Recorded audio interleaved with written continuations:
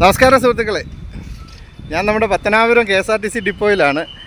June 28 നമ്മൾ millet മാതൃകാ തോട്ടം ഇവിടെ ഉദ്ഘാടനം ചെയ്തിരുന്നുവല്ലോ.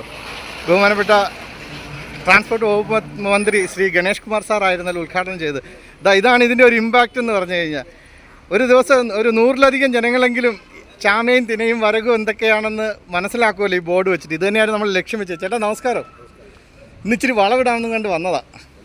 എങ്ങനെയുണ്ട് മില്ലറ്റ് തോട്ടം ചേട്ടാ? ഇതെന്താണെന്നൊക്കെ അറിയാവോ? ഇങ്ങനെ നമ്മൾ ഇത്തരത്തിൽ വെക്കുന്നത് കൊണ്ട് പൊതുജനങ്ങൾക്കൊരു അറിവുണ്ടാകട്ടെ.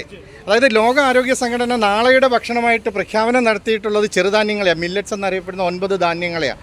അപ്പോൾ ഇത് ഇപ്പോഴും നമ്മുടെ മലയാളികളുടെ അറിവിലേക്ക് എത്തിയിട്ടില്ല. അപ്പോൾ അതിനു വേണ്ടിയിട്ട് ഒരു എളിയ ശ്രമം നടത്തിയതാണ്. ഈ ഒരു നിർദ്ദേശം എന്ന് പറഞ്ഞാൽ ഭാരതത്തിൻ്റെ ഒരു മഹത്തായ നിർദ്ദേശം ലോക ആരോഗ്യ സംഘടന അന്താരാഷ്ട്ര ചെറുധാന്യ വർഷമായിട്ട് പ്രഖ്യാപിച്ച അതിൻ്റെ പ്രാധാന്യം ഉൾക്കൊണ്ടുകൊണ്ട്. അപ്പം അതേപോലെയാണ് എങ്ങനെയാണോ ഐക്യരാഷ്ട്രസഭ നമ്മുടെ ഭാരതത്തിൻ്റെ ആ നിർദ്ദേശത്തെ അന്താരാഷ്ട്ര ചെറുധാന്യ വർഷമായിട്ട് 2023 പ്രഖ്യാപിച്ചത്, അതുപോലെ തന്നെയാണ് നമ്മുടെ ബഹുമാനപ്പെട്ട KSRTC വകുപ്പ്. ഞാൻ ആദ്യമായിട്ട് ഈ പ്രപ്പോസലുമായിട്ട് ശശികല മാഡത്തിൻ്റെ അടുത്തും നമ്മുടെ CMDയുടെ അടുത്തുമൊക്കെ ചെന്നു. അവർ വളരെ പോസിറ്റീവായിട്ട് അതിൻ്റെ പ്രാധാന്യം മനസ്സിലാക്കി ബഹുമാനപ്പെട്ട മന്ത്രിയുടെ മുൻപാകെ ആ ഒരു പ്രപ്പോസൽ കൊടുത്തു. എങ്ങനെയാണോ ഐക്യരാഷ്ട്രസഭ എത്രയും പെട്ടെന്ന് അതിൻ്റെ പ്രാധാന്യം മനസ്സിലാക്കി അന്താരാഷ്ട്ര ചെറുധാന്യ വർഷം പ്രഖ്യാപിച്ചു, അതുപോലെ തന്നെയാണ് നമ്മുടെ ബഹുമാനപ്പെട്ട മന്ത്രി ഇതിൻ്റെ അർത്ഥം 100% ഉൾക്കൊണ്ടുകൊണ്ട് ഇത്തരത്തിൽ കണ്ടില്ലേ ഈ ജനങ്ങളെ, സാധാരണ ജനങ്ങൾക്ക് ഇത് മനസ്സിലാക്കാൻ വേണ്ടിയിട്ട് ഇങ്ങനെ ഒരു വേദി ഇവിടെ തന്നത്. അപ്പോൾ ഇന്നിപ്പോൾ 17-18 ദിവസമായി അല്ലേ അജി സാറേ? ജൂൺ 28. അപ്പോൾ സാറേ ഞാൻ കുറച്ച് വളം കൊണ്ടുവന്നിട്ടുണ്ട്. നമുക്കിതൊന്ന് എല്ലാം നന്നായിട്ട് വളർന്നിട്ടുണ്ട്.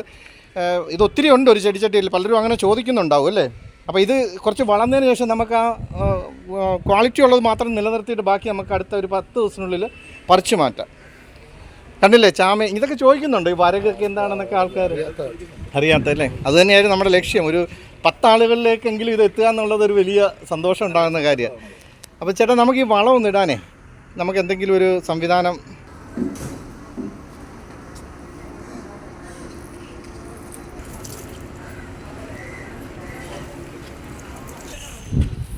നമ്മുടെ കവിയൂർ ഗ്രീൻ ഓർഗാനിക്സ് എന്ന് പറയുന്ന നമ്മുടെ ജൈവവളം നിർമ്മിക്കുന്നതും വിപണനം നടത്തുന്ന നമ്മുടെ ആ സ്ഥാപനത്തിൽ നിന്നാണ് ഞാൻ കുറച്ച് പൂർണ്ണമായിട്ടും ജൈവവളങ്ങളാണ്. നമ്മൾ ഒരു രാസവളങ്ങളോ ഒരു കീടനാശിനികളോ ഇതിന് ഉപയോഗിക്കേണ്ടതായിട്ടില്ല.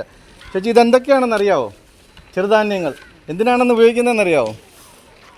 നമുക്ക് നമ്മുടെ ജീവിതശൈലി രോഗങ്ങളില്ലേ, ഷുഗർ, കൊളസ്ട്രോൾ പോലെയുള്ള ഈ മക്കളൊക്കെ സ്കൂളിൽ കണ്ടിട്ടുണ്ടോ ചെറുധാന്യങ്ങൾ എന്താണെന്ന്? ഇതൊക്കെ നോക്കി വായിച്ച് നോക്കി എന്തൊക്കെയാണെന്ന്.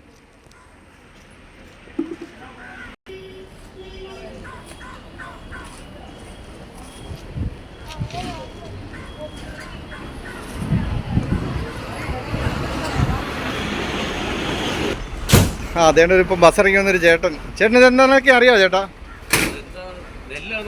നെല്ലല്ല, നെല്ലിന് പകരം, അരിക്ക് പകരമായിട്ട് ഒരു കാലത്ത് നമ്മുടെ നാട്ടിലുണ്ടായിരുന്ന ചാമയും തിനയും വരകും ഒക്കെയാണ്. നമ്മുടെ പത്തനാപുരത്ത് തന്നെ ഇല്ലേ ചാമപ്പറമ്പും ചാമക്കാലയൊക്കെ? പണ്ട് ഇവിടെ എല്ലാം ചാമ ഉണ്ടായിരുന്ന സ്ഥലങ്ങളായിരുന്നു. നോക്കിക്കോളൂ ചേട്ടാ, ഞങ്ങൾ ഇച്ചിരി വളവിടാനും കണ്ട.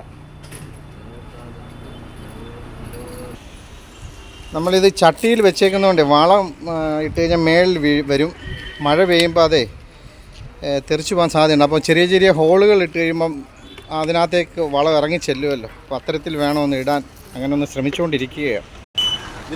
കണ്ടോ, യാത്രക്കാരനായിട്ട് നിന്ന ചേട്ടൻ പോലും വന്ന് ഞങ്ങളെ സഹായിക്കുക. ചേട്ടൻ പറയുന്നത് അതേ ഒരു കർഷകനാണ്. ചേട്ടൻ കർഷകൻ എവിടെ ചേട്ടാ? എന്തോ കൃഷിയുള്ളത്? കണ്ടോ